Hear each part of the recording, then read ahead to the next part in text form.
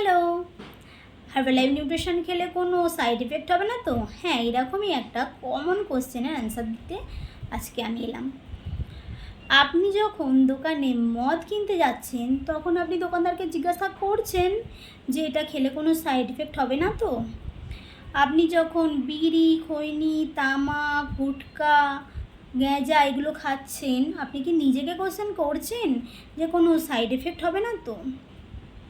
সেমভাবে আপনি যখন বিরিয়ানি, চাউমিন, মোমো, এগরোল, তারপরে ফ্রেঞ্চ ফ্রাই, বার্গার, মিষ্টি, কোল্ড ড্রিঙ্কস এগুলো খাচ্ছেন, নিজেকে কোশ্চেন করছেন যে কোনো সাইড এফেক্ট হবে না তো? রাস্তার ধারে দাঁড়িয়ে টক জল, ফুচকার আলু মাখা দিয়ে ফুচকা যখন খাচ্ছেন, কোশ্চেন করছেন ফুচকাওয়ালাকে যে কোনো সাইড এফেক্ট হবে না তো?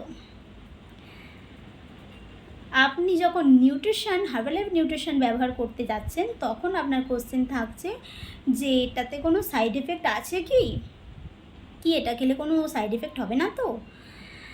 ট্রাস্ট মি, আমি বলছি না, গুগল বলছে ওয়ার্ল্ডের নাম্বার 1 নিউট্রিশন হচ্ছে হার্বালাইফ নিউট্রিশন, যেখানে 300-রও বেশি ডক্টর সায়েন্টিস্ট এটাকে ল্যাবে পরীক্ষা করে।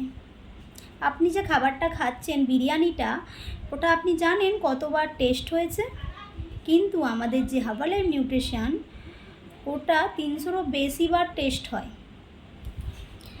তো এই সাইড এফেক্ট কোথায় বলবেন আর কোথায় বলবেন না, এটা যখন আপনি জেনে যাবেন জীবন অনেক সুন্দর। তো বাই।